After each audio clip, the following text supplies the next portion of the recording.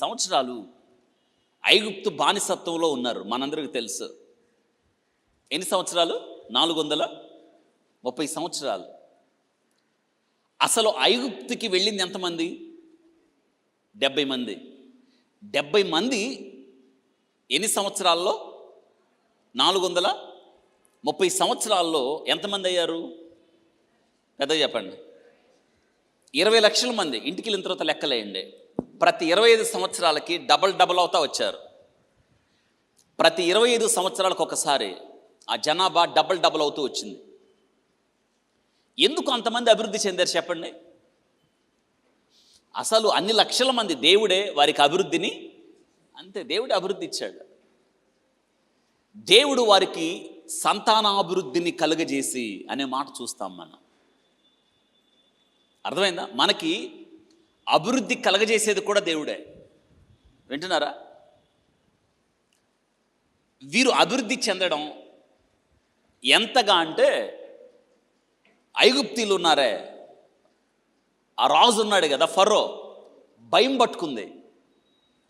అరే, ఈ జనాభా ఇంతగా అభివృద్ధి చెందుతున్నారు, మన జనాభా కాదు, వీళ్ళు పరాయాళ్ళు, మన దేశంలో వీళ్ళు బానిసలుగా ఉన్నారు, వీళ్ళు ఈ రీతిగా అలా ఎదుగుతూ వెళ్తే, సంఖ్య పెరుగుతూ వెళ్తుంది అనుకోండి, ఏదో ఒక దినానికి వీళ్ళు మన మీదకే యుద్ధానికి వస్తారు.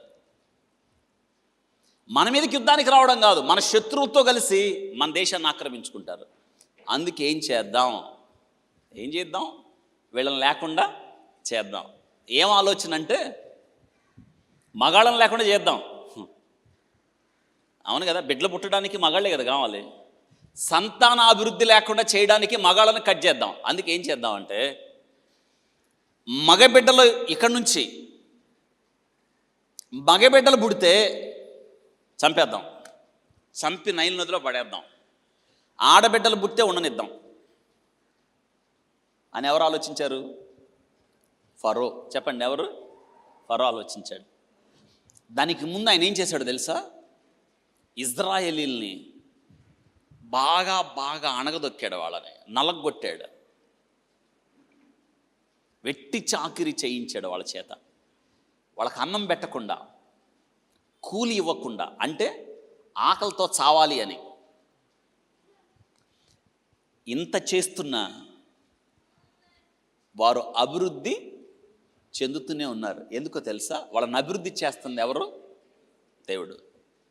ఇక్కడ ఒక విషయం తెలుసుకోండి, దేవుడు మిమ్మల్ని అభివృద్ధి పరచాలి అనుకుంటే ఎవడాపుతాడు? ప్రభువా, నీవు తలుపు తెరిచిన ఎడల దానిని ఎవడు మూయగలడు? మనం చాలాసార్లు బాధపడుతూ ఉంటాం కదా, నా అభివృద్ధికి వాళ్ళు అడ్డం పడ్డారు, నేను ఇలా ఉండడానికి కారణం వాళ్లే, నాకు కీడు చేశారు అంటాం. ఒకటి గుర్తుపెట్టుకోండి, దేవుడు ద్వారం తెరిస్తే, దేవుడు తలుపు తెరిస్తే ఎవరు కూడా మూయలేరు అని మనం తెలుసుకోవాలి.